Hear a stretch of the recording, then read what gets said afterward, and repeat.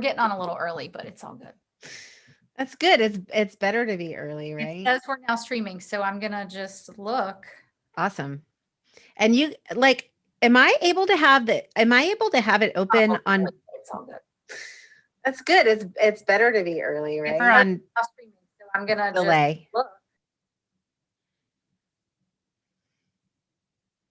We're on a delay. Okay, I had it in the background. You got double sound from us today, everybody. Yeah, see, we are live right there. A double portion. A double portion of us. If that's what you were wanting. You wanted that. Yeah. No, I'm gonna see if I can log on too and see if I can follow. Like, I see it. Yeah. And then we can follow. So, hey, everybody, welcome to the Proverbial Masterminds. I'm Erin. This is Sherry. Hi, friends. Dr. Sherry here. We are live, and we've just double checked. We're making sure we're live, so that's why we have all this background. I'm done. I got out of it. Okay, but I'm also watching the live chat. So, by all means, if you want to post comments, please do, because I have it, and we'll be answering your comments. So, Sherry and I were just talking about. I said I'm freezing because I'm wearing a dress, because you're supposed to show up to work in a dress, right? And I'm like, it's been too long that I've been like mulleting my gear, like business on the top, comfies on the bottom. Right. And I said, I'm wearing real pants today instead of leggings. I'm a real girl now. How long have we been wearing leggings, right? I mean, I love the mullet thing though. That's good. It's true. I am wearing leggings underneath of my dress, which I would not do if I was out, but it's because my office is in a former sunroom, which is an enclosed porch that doesn't have any heat in it. Oh yeah. No. I have my little oil heater next to me, and it keeps me warm, and I have a blanket across my lap. Yeah. But other than that, so I'm wearing a dress like I would wear to like a meeting or to work. Right. Yeah, I get it. So, speaking of heat in the house, so we have a 3-floor townhouse. My office is on the 3rd floor. And you have a beautiful view of the Chesapeake Bay, don't you? I do. Ridiculous. My middle floor is the warm floor, but I swear to you, it's a 10-degree difference when I walk from the middle floor to the main floor, which is where my husband works. God love us all. Just God help us all. He's working from home, and he will be for a long time.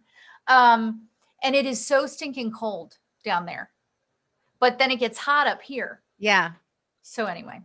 No, I know. Down there. So at night, what happens is we all because my younger daughter's home from college just until Tuesday, we all converge into the living room. And so she and I are like in blankets and warm socks, and he's like, I've been down here all day. This is nothing. Yeah. Anyway. So friends, we go verse by verse here in the book of Proverbs. That's right. Started on November 1. Today we are landing on Proverbs chapter 3, verse 20. Yes. I'm just pulling mine up. Am I right? Did I get that? Am I reading? Yeah, because we were on like a day off. No, we were on 13 last Friday, and it's been a week. So that's exactly right. Yeah. So, really, really cool. Do you want to read that, or do you want me to read it? I'm just getting to it, and I'm in the amplified version. So if you've not tuned in before, we're here to tell we are not theologians. Like, we're not biblical scholars. Right. Wait. We're not Bible scholars. Yes. Yes. But a theologian is somebody who is concerned with theology. Okay. That's true. Then we are that. Yes. I like that. Are that, just not professionally. It's not professionals. Right. But what we're seeking to do, we're embarking on this journey to seek wisdom.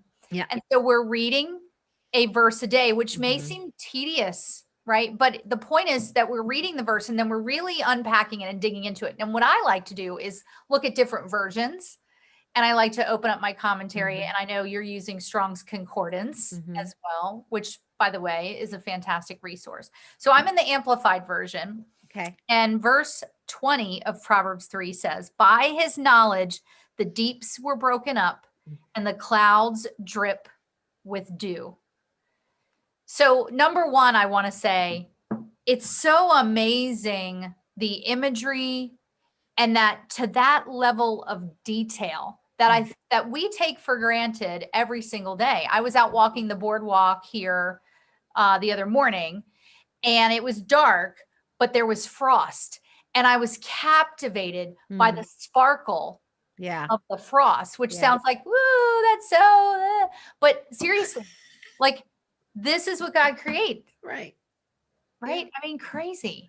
No, it's beautiful, but here my biggest take on that, because if we back up one verse to verse 19, says, the Lord by wisdom founded the earth, by understanding he established the heavens. Then it goes on to say, by his knowledge the depths were broken up and clouds dropped down the dew. So what I think is amazing about that, like, we are seeking wisdom. And we just started, I think, last week talking about the benefits of wisdom, right? Like why that's good, like what good it does for us or whatever. But now in these two verses, we're seeing the impact of wisdom. Yes. Creation came through wisdom. Creation itself. Yeah.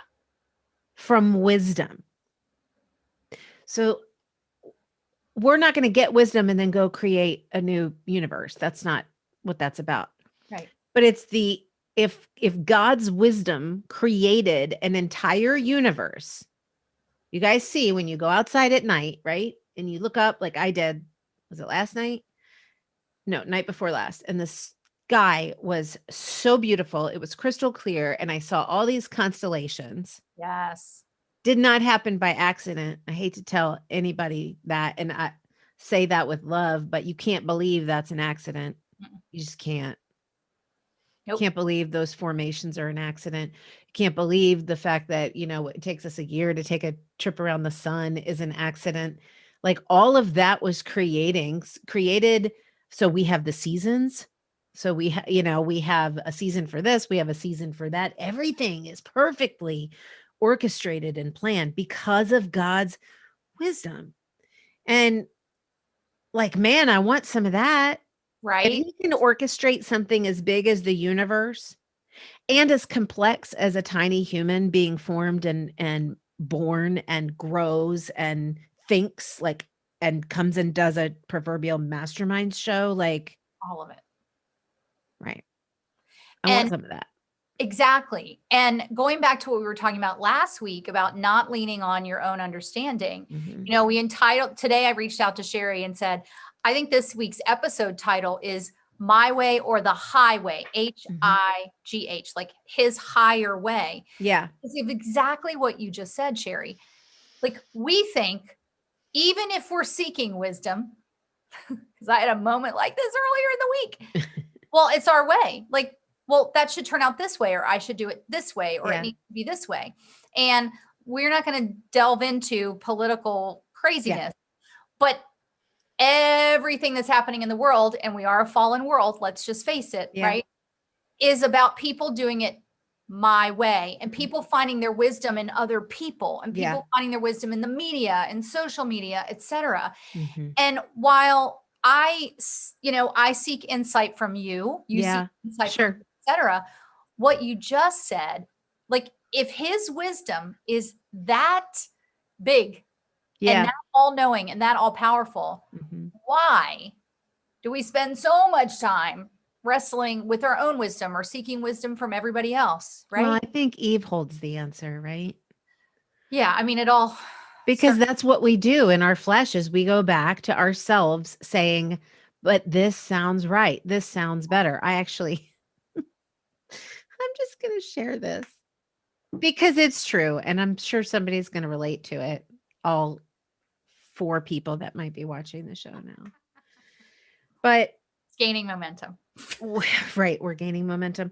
Wisdom, you go back to verse 14 and 15, and wisdom, the proceeds of wisdom, the impact of wisdom is greater than silver, right? It's better than gold.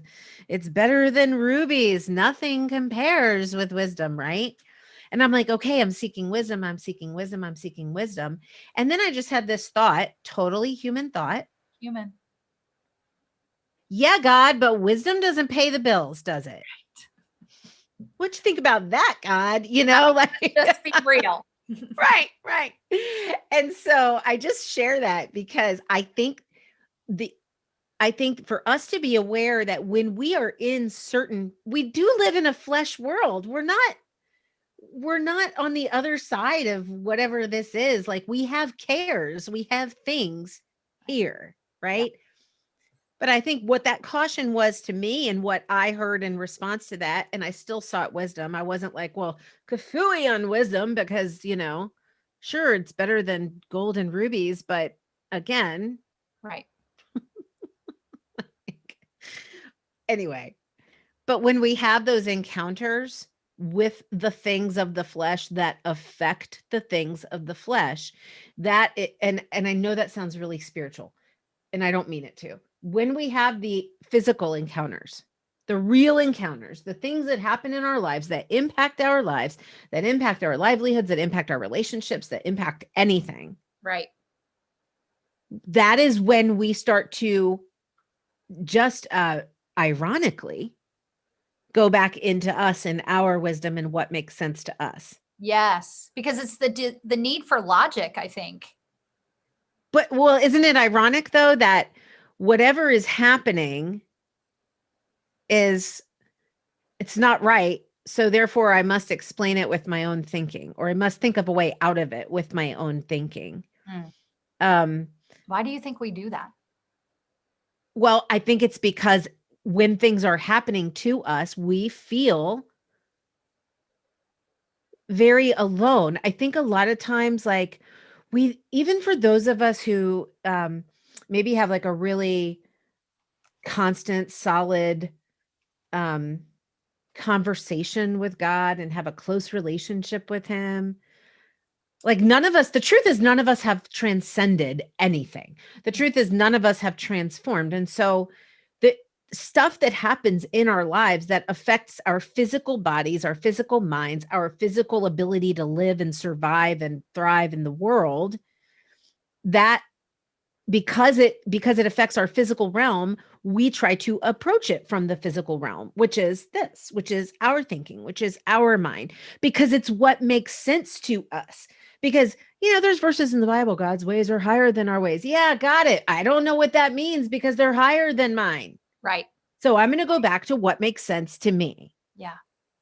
Not saying that's right, but I think that's my take on why we do that.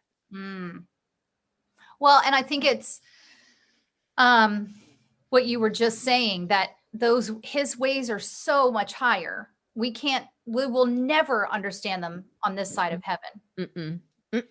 Right. And yeah. Yet we are called to blind trust, right? Yeah. And so that's it right there. You don't have to understand to trust. Yeah. And not only do you not have to, I think you're not supposed to, because otherwise it wouldn't be trust. Right. And trust is an action. Trust is faith in action. When I was writing my book, one of the sections I talked about was faith and trust, and that, faith is the feeling, but trust is like the actual, in business terms, like the actual tactic of the faith. And I think that that's a place where many people get stuck with with Christianity, and, which is not, we're not talking religion. Yeah. That they're like, how can I trust this, what I can't see? How can I trust? So it becomes easier for some of them, instead of naming it as God or naming Jesus, they're naming it as the universe, which like God created the universe. But when things are going great, it's really easy to trust. Yeah. But when they're not, or when practical things start to happen in human life, then we're like, well, hold on a second. I got to figure this out. I got to recalculate. And I got to, Well, I don't even think it's, I don't even think we trust when things are going easy. We don't have to. True. So unpack that a little bit.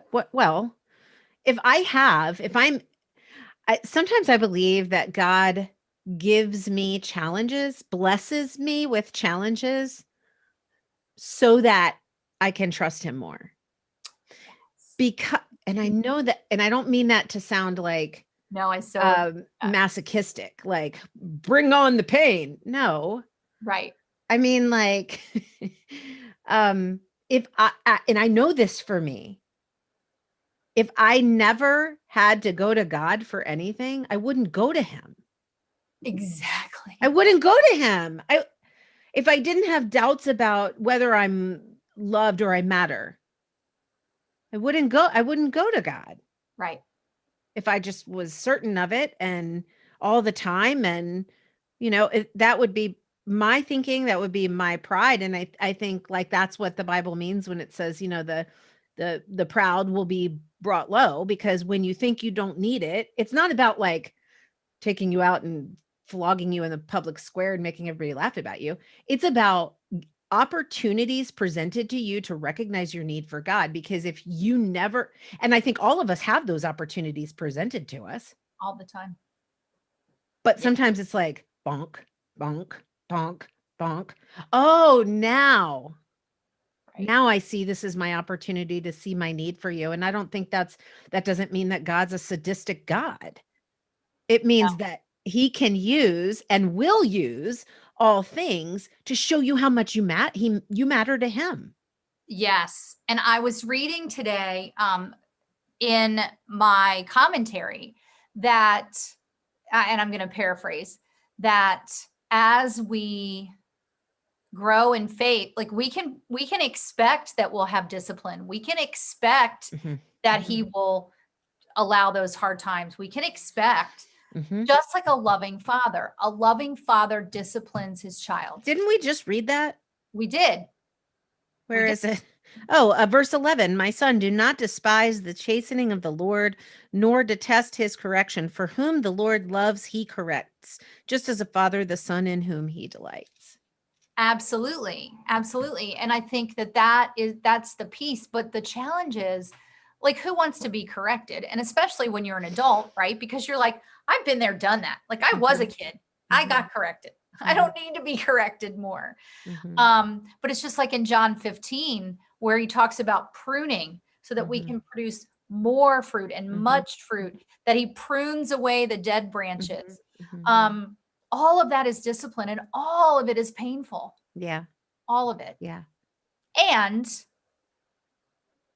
from a practical standpoint in everyday life, though, and I don't think we have the answer to this. At what point is it like, but Lord, all this wisdom isn't paying my bills? Like, right? But Lord. And I think that's when you say, at least for me, I trust that his wisdom is sufficient for me. And I trust, because I'm seeking it, that he will reveal to me what I need to know when I need to know it. And that's the trusting, like, okay, this part doesn't make sense to me right now. This thing doesn't make sense to me. So maybe I should go do this. Maybe I should go do that. But again, I'll go back to what I said last week, a couple weeks ago. If there's something in me that goes, that's not the right answer. And we know that because we have it. When we automatically in our head go, that's stupid. That's not the right decision. That's not the right decision. Right. That's not wisdom speaking to you. No. That's your common sense, which we laud. Common sense, which is not always good, but it's our common sense trying to make sense of a senseless situation, instead of going, okay, I will not do that thing that will alleviate my anxiety, because I choose to let my anxiety be alleviated by believing in your promise. Right. And it's the thorn in the side that Paul talks about, right? It's like praying for that thorn to be taken away, praying for that hard situation to be changed, etc. And yet, and you just said this, his grace is sufficient. Yeah.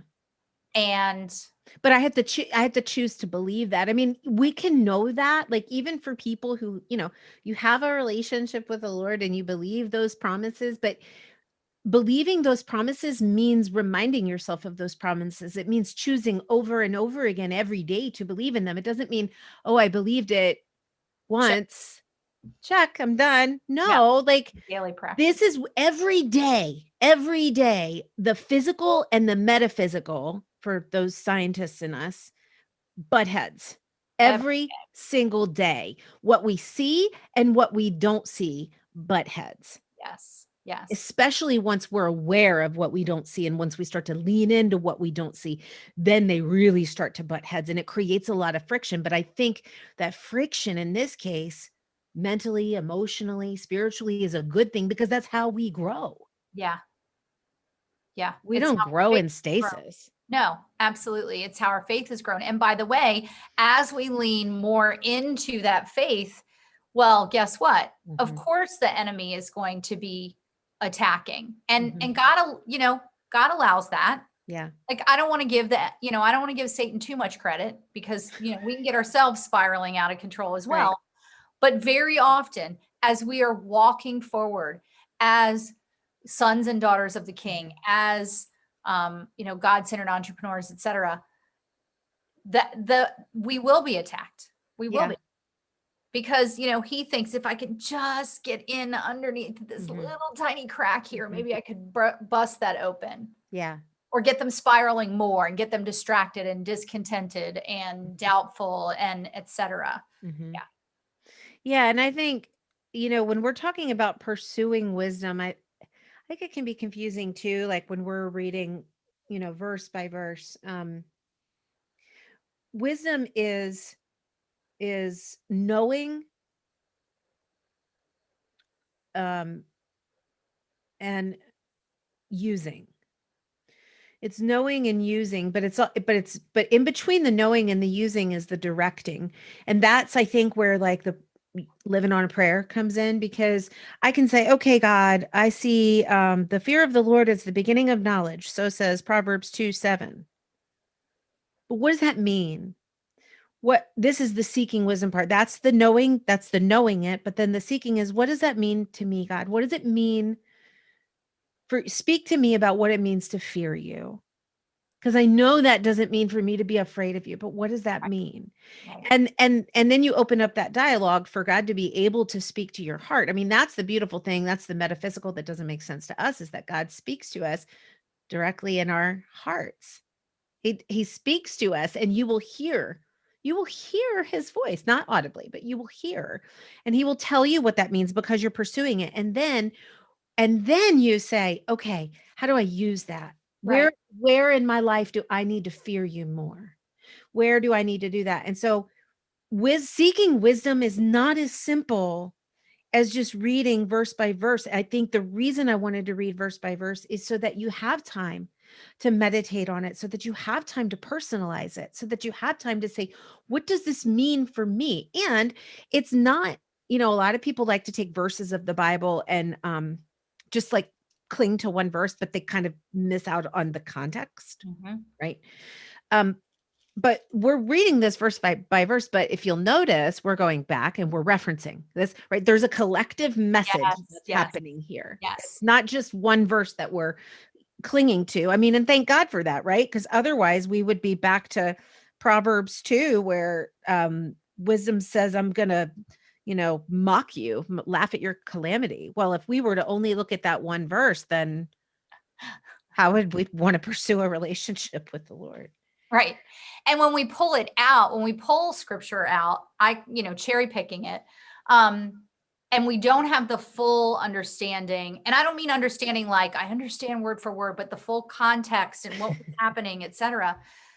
Then guess what? We only look at the really, really, really good stuff, or Yeah. we turn it so it's just the really good stuff. Right. Yeah. I always, and this is just, I want to share something else from Proverbs 3:18 that we read a couple of days ago, but I I feel like, if, like, there are a lot of people who maybe want to know God but don't. Hmm. or kind of want to on the periphery. And then there are a lot of people who um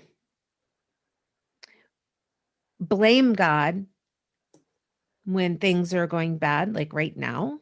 Mhm. People are asking, like, is there a God if we have all this unrest? Well, yes, because this isn't the promised land. Like, yeah, like this isn't heaven. And yeah, this is because this is what we do. This is where we got to because of our understanding. This is where we got to. If you look in the book of Kings, where, right, the people are like, we want a king.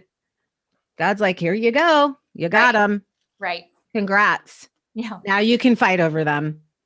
And you will love them and hate them. I mean, this is nothing new under the sun. No, it's not. And what's so amazing about that is I read this somewhere, like every generation thinks the time that they're in is the worst Is the end. Like, ever. I think it's the end times. How many times have you heard that from people? Well, it's been the end times It's for been the end.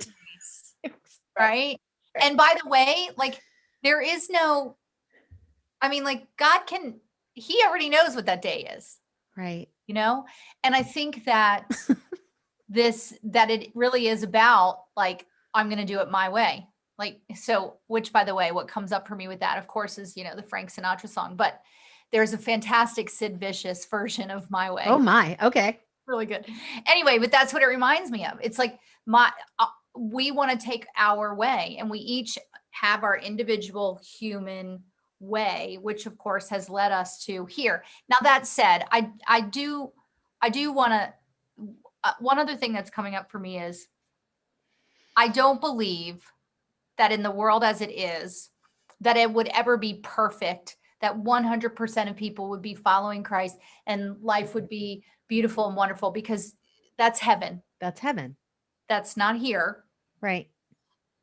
Do I believe, it's really, I think, easy for everyone to say like the world needs Jesus and the world does need Jesus. But I think what we mistake is that, but if we had Jesus, we'd be on the other, like we wouldn't be here. Right. We'd Right. be, Yeah. And so I think we have to remember that God gives us the free will to do it our way. Yeah. And And so I want to talk about that for just a sec, because I want to speak to somebody who may hear this or watch this. If you hear that, like, I did it my way and you feel accused, that's not what we mean. It, like, I don't think that people wake up. I think some people do, but I don't think by and large people wake up with the malicious intent to forget you, God, I'm going to do it my way. Like, that's not what we're talking about. But we're talking about my way is when we don't take time to pursue what God's way is. It's not this direct, out loud defiance. It's sometimes a passive defiance that we're not even aware of. Like, well, I think my wisdom is good. It's sound, and it may be good. right. But are you measuring that against the wisdom that created the world? Oh, that's a good word right there. Yes. Yes, because we may have a very strong, godly wisdom, but are we measuring it? And are we giving him the glory for it? Mm-hmm, mm-hmm. Oh, that was good. I love when that happens. I need to go get my church fan. I have a couple of fans that people over the years have given to me in church, like older women. Yeah. And they're so fantastic. I just like, I need to go get my church fan because I'm getting heated up in here. But really quickly about Proverbs 3:18, what I thought was really cool was it says, wisdom is a tree of life. She is a tree of life to those who take hold of her. And when I looked up that take hold, it's adhesion. It's Ooh. Yeah, to be bound, like something is stuck to you. Yes. Like you have to work to take it off. Ooh. Right? So like that's how badly I want to pursue wisdom. I want it to be stuck to me to where somebody's like, "Oh, you got something, stuck back there on your pants back there." No, it's there for a reason. Yeah. It's stuck to me. I love that. That is so good. And in my Amplified, the next verse, and happy, and then it says, blessed, considered fortunate, or to be admired is everyone who holds her tightly. Mm-hmm. So not only is it stuck to you, but it you're considered fortunate to have it. Right. Yes. Right. I mean, if you go back to chapter 3, verse 4, when you have it, you find favor and high esteem in the sight of God and man. Mm, See, y'all, it's not just one verse that says it. There's no, lots of verses. no. Wisdom is a good thing. It's better than rubies And silver and gold. and silver. and Yes. gold. Yes. So I think that this, as we've done this, and you all have seen us go back and forth and put it into context and read back, I think it's so important. Somebody told me a long time ago, when you're reading the Bible, make sure that you're reading what's happening before that verse Mhm. and after that Mhm. verse, so that Yeah. you're getting the full context. Yeah, absolutely. So I also think I want to just make an open invitation for anybody. Like, one of the things that came to me, Aaron, is as I was thinking about, coming and doing the show today, is that I want to make sure that we just don't have I love how we talked about like the real stuff today and like the real places that we go to in our heads. And we've done that since we started the show.